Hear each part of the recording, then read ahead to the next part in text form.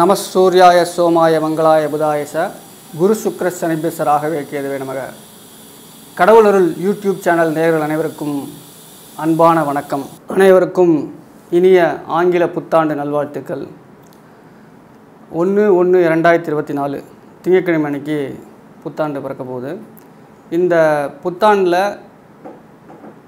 நமக்கு பொதுவாக எப்படி இந்த புத்தாண்டு இருக்கும் அப்படின்னு சொல்லி கேட்டிங்கன்னா, இந்த புத்தாண்டை பொறுத்த வரைக்கும் பொருளாதார ரீதியாக ஒரு நல்ல முன்னேற்றத்தை, உலக அளவில் பொருளாதார மாற்றங்கள் வரக்கூடிய காலகட்டம். மே மாதத்திற்கு பிறகு ஒரு முக்கியமான பொருளாதார ஏற்றத்தை, மாற்றத்தை இந்த உலகமே சந்திக்க போகுதுன்னு சொன்னால் கண்டிப்பாக அதில் மாற்று கருத்து இருக்காது. அதே மாதிரி மருத்துவத்துறையில் மிகப்பெரிய ஒரு புரட்சி நடக்க இருக்கிறது. குறிப்பாக இந்த ஆர்டிஃபிஷியல் இன்டெலிஜென்ஸு, இந்த மாடர்ன் டெக்னாலஜிஸ். ஏன்னா மீனத்தில் ராகு இருக்கார்.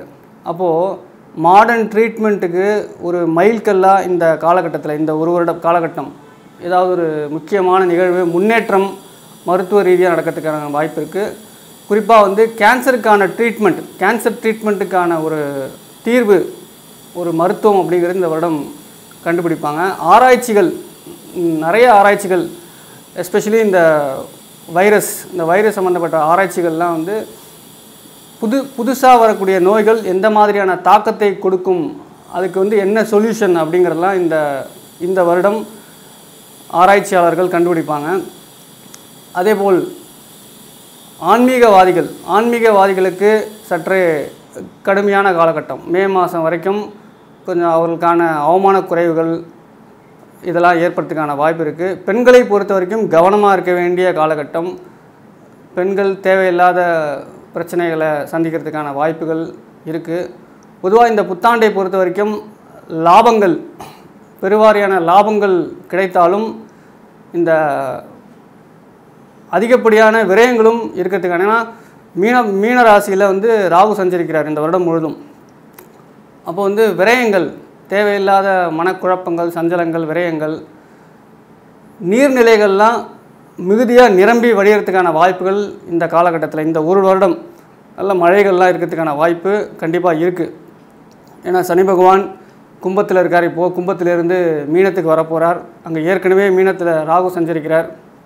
இப்போ சனி ராகு சேர்க்கை, நீர் கிரகங்கள், அதுவும் மோட்ச ராசி மீனம் அப்படிங்கும்போது நல்லா மழை பெஞ்சு நீர்நிலைகள்லாம் நிரம்பி நல்ல ஒரு விவசாயம் செய்யும் பெருமக்களுக்கு நல்ல ஒரு மாற்றத்தை தரக்கூடிய காலகட்டம். தை மாதத்துக்கு அப்புறம் அருமையாக இருக்கும். விவசாயிகள்லாம் மகிழ்ச்சி வெள்ளத்தில் திளைப்பர், அது மாதிரியான ஒரு நிலை.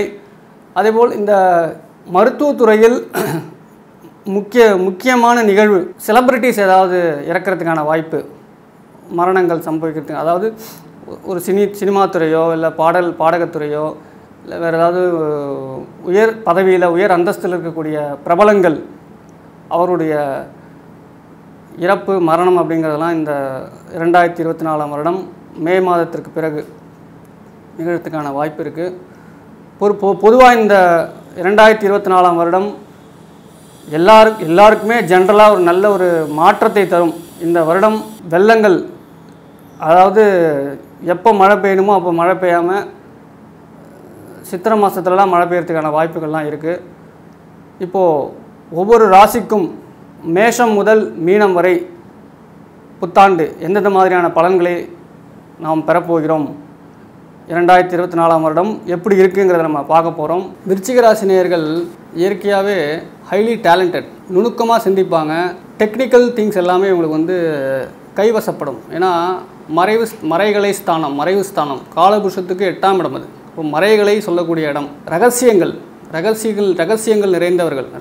நிறைந்தவர்னா தவறாக நினைக்க வேண்டாம். அகத்தே எல்லா விஷயத்தையும் வச்சுப்பாங்க, வெளியில் சொல்லாமல் மனசுக்குள்ளேயே வச்சுக்கக்கூடிய மனநிலை கொண்டவர்கள் விருச்சிக ராசிக்காரர்கள். அப்போது இவங்க என்ன நினைக்கிறாங்க, என்ன செய்ய போகிறாங்க அப்படிங்கிறத ஜட்ஜ் பண்ணுறது கொஞ்சம் கஷ்டம்.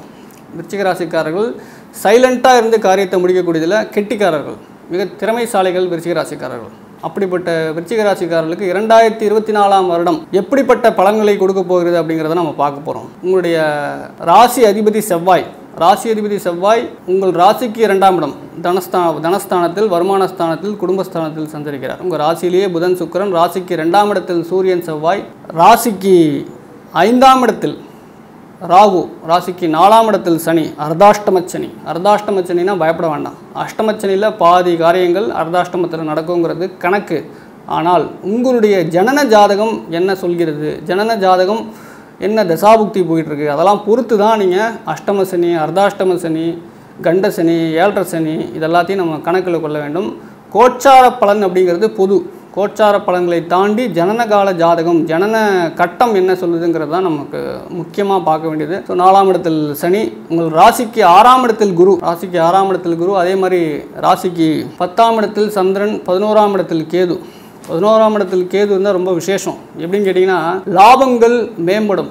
லாபங்கள் உங்களுக்கு கிடைக்க வேண்டிய லாபம் கரெக்டாக உங்களுக்கு என்ன கிடைக்கணுமோ அது கிடைக்கும். நீங்கள் அதில் கொஞ்சம் புலம்பவே வேண்டாம். புலம்புறதை நிப்பாட்டி நமக்கு லாபம் கிடைக்கலையே, ஏன்னா புலம்பலை கொடுக்கும் கேது பகவான் எந்த ஸ்தானத்தில் இருக்காரோ அது சார்ந்த புலம்பல்கள் அப்படிங்கிறது ராசிக்கு உண்டு. அந்த ராசினருக்கு 11ஆம் இடத்துல கேது இருக்காருன்னா அந்த கேது என்ன கிடைக்கணுமோ, எப்படி லாபம் வரணுமோ, எப்படி கொண்டு வந்து சேர்க்கணுமோ அதை கண்டிப்பாக சேர்ப்பார். நீங்கள் அதில் ஸ்ட்ரெஸ்ஸே வச்சுக்க வேண்டாம். நம்ம ராசி அதிபதி செவ்வாய் வருமான ஸ்தானத்தில் இருக்கிறதுனால வருமானத்தை நோக்கிய சிந்தனை, வருமானத்தை நோக்கிய செயல், வருமானம் வருமானம் வருமானம் எப்படி சம்பாதிக்கணும்.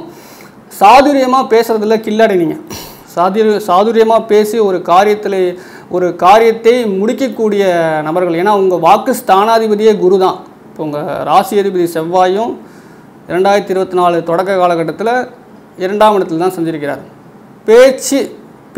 பேச்சால் வருமானம், பேசி ஒரு காரியத்தை ஜெயிக்கக்கூடிய காலகட்டம் இந்த காலகட்டம். கொஞ்சம் சுடுசொல்களை குறைச்சிக்கணும். குடும்பத்தில் கொஞ்சம் சுமூகமாக நடந்துக்கணும். கடுமையான கடுஞ்சொற்கள் உபயோகப்படுத்தக்கூடாது. ஏன்னா சூரியன் செவ்வாய் வாக்குஸ்தானத்தில் இருக்கார். கணவனாக இருந்தால் மனைவியை நோக்கிய சுடுசொற்கள் குறைக்க வேண்டும். மனைவியாக இருந்தால் கணவனை நோக்கிய சுடுசொற்களை வெகு அளவில் குறைத்து கொண்டால் மட்டுமே குடும்ப நிம்மதி அப்படிங்கிறது கிடைக்கும். ஏன்னா உங்களுடைய ராசிக்கு 7ஆம் அதிபதி சுக்கிரன் ராசியிலேயே சஞ்சரிக்கிறார். கணவன் மனைவி நம்மை நோக்கி நம்மை அனுசரித்து அண்டிதான் இருப்பர். ஆனால் நம்மளுடைய வார்த்தைகள் சில சமயத்தில் பிரச்சனைகளை கொடுக்கறதுக்கான வாய்ப்புகள் இருக்குது. சில மந்தத்தன்மை, உங்களுக்கு நீங்களே சில காரியங்களை தள்ளி போடுறது அப்படிங்கிற மனநிலை வரதுக்கான வாய்ப்பு இருக்குது. சுறுசுறுப்பாக இயங்கணும், ஓடிக்கிட்டே இருக்கணும், நிற்காமல் போய்கிட்டே இருக்கணும்.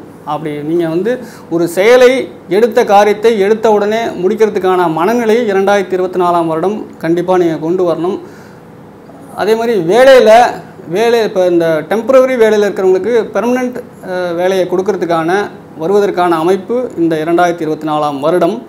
அதேபோல் உங்கள் ராசிக்கு 5ஆம் இடத்தை உங்கள் ராசி அதிபதி செவ்வாய் பார்க்கிறார். அங்கே ராகு இருக்கார் ஏற்கனவே. புத்திர சந்தானம், புத்திர பாக்கியம் இதெல்லாம் கண்டிப்பாக கிடைக்கும். 2024ஆம் வருடம் புத்திர சந்தானத்தை கொடுக்கக்கூடிய காலகட்டம் விருச்சிக ராசி நேயர்களுக்கு. குலதெய்வ வழிபாடு செய்வதற்கான தடைகள் வரலாம். தடையை தாண்டி நீங்கள் என்ன பண்ணணுன்னா முடிச்சு போட்டு ஒரு ரூபா காயினை வெள்ளை துணியில் மஞ்சள் தடவி அதை நல்லா காய வச்சு முடிச்சு போட்டு சுவாமி ரூமில் வச்சுட்டு நீங்கள் குலதெய்வத்துக்கு நான் வரேன் அப்படின்னு சொல்லி வேண்டிக்கிட்டு நீங்கள் ப்ரொசீட் பண்ணுங்கள்.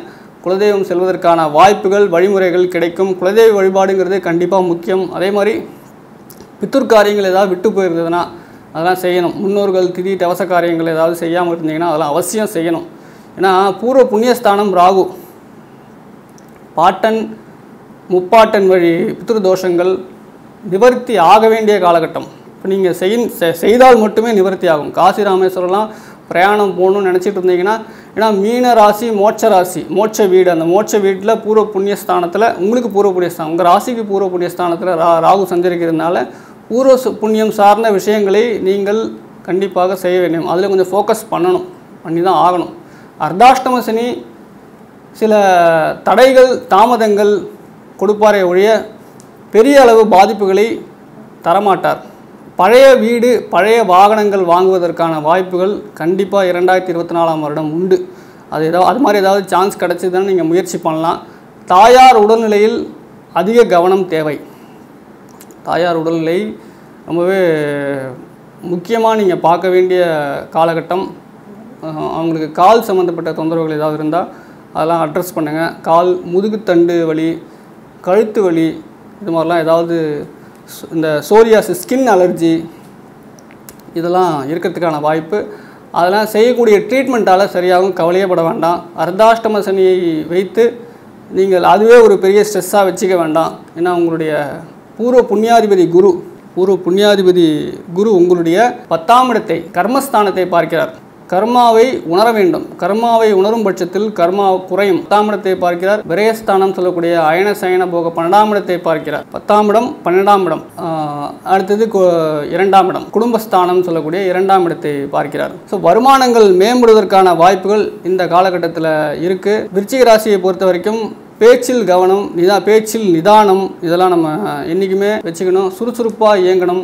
ஏன்னா இந்த வருடம் முழுதும் உங்களுடைய ராசியை சனி பகவான் பார்க்கிறார். மந்தத்தன்மை வருவதற்கான வாய்ப்பு, செயல்திறனில் முடக்கம், இதெல்லாம் நம்ம இயற்கையாகவே, ஏன்னா 3ஆம் அதிபதியும் சனி தான், முயற்சி ஸ்தானாதிபதியும் சனி தான். ஷார்ட் ட்ராவல், ஷார்ட் டிஸ்டன்ஸ், குறுகிய பயணம், கிரியேட்டிவ் திங்கிங்கு, உணவு சார்ந்த எந்த தொழிலை செஞ்சாலும் சக்ஸஸ். 2024ஆம் வருடம் உணவு சார்ந்த விஷயங்களுக்கு அருமையான காலகட்டம் விருச்சிக ராசிக்காரர்களுக்கு. அதே மாதிரி மேனுஃபேக்சரிங், ப்ரொடக்ஷனு, அதுக்கப்புறம் கிரியேட்டிவ் திங்கிங், இந்த ஐடியிலலாம் இருக்காங்க இல்லையா, ஐடி துறையினில் இருக்கும் விருச்சிக ராசி நேயர்களுக்கு அருமையான காலகட்டம் இந்த காலகட்டம். அவங்களுடைய எஃபோர்ட் போடுற எஃபோர்ட்டுக்கான ரிசல்ட்டு கொஞ்சம் லேட்டாக கிடைக்கும், பட் கண்டிப்பாக கிடைக்கும். ஏன்னா கர்மகாரகன் கண்டிப்பாக உழைக்கிற பட்சத்தில், உழைப்புங்கிறது சனி பகவானுக்கு பிடிச்ச விஷயம். கர்மகாரகன் 3ஆம் அதிபதி, 3க்கும் 4க்கும் உடைய சனி 4ஆம் இடத்தில் ஆட்சி.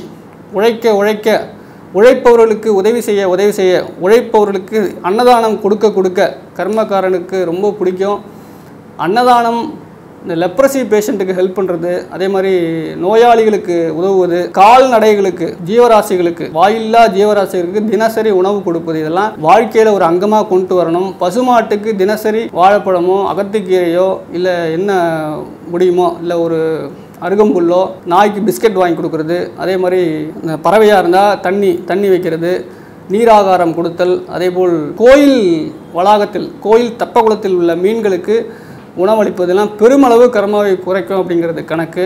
இதெல்லாம் கொஞ்சம் கொஞ்சமாக நீங்கள் வாழ்க்கையில் ஒரு அங்கமாக கொண்டு வந்தீங்கன்னா, இந்த ஊனமுற்றவர்களுக்கு செருப்பு, கொடையெல்லாம் வாங்கி தரது, இதெல்லாம் இந்த அர்த்தாஷ்டம சனி, அஷ்டம சனி காலகட்டத்திலலாம் நீங்கள் செய்யணும். வாழ்க்கையை எளிமையாக கொண்டு போக வேண்டும். ஆடம்பரத்தை குறைக்க வேண்டும். ஆடம்பர எதிர்பார்ப்பை குறைத்து கொள்ள வேண்டும். இதுதான் நம்ம சனி பகவான் மூலமாக எடுத்துக்கொள்ள வேண்டியது. சனி பகவான் நமக்கு இப்படி இருந்தால் மட்டும்தான் அனுகூலமாக இருப்பார், அனுகிரகம் கிடைக்கும். ஸோ 2024ஆம் வருடம் விருச்சிக ராசிக்கு வருமானங்கள் மேம்பட வேண்டிய காலகட்டம். வருமானங்கள் ஓங்கும், தொழில் முன்னேற்றம் கண்டிப்பாக. சுய தொழில் செய்கிறவங்களுக்கு மே மாதத்திற்கு பிறகு நல்ல ஒரு மாற்றத்தை கொடுப்பார். கடவுள் அருள் டிவியை பார்த்தமைக்கு நன்றிகள். மேலும் இது போன்ற தகவல்களை தெரிந்து கொள்ள கடவுள் அருள் டிவியை சப்ஸ்கிரைப் செய்யுங்கள். மறக்காமல் பெல் ஐக்கானை கிளிக் செய்யுங்கள்.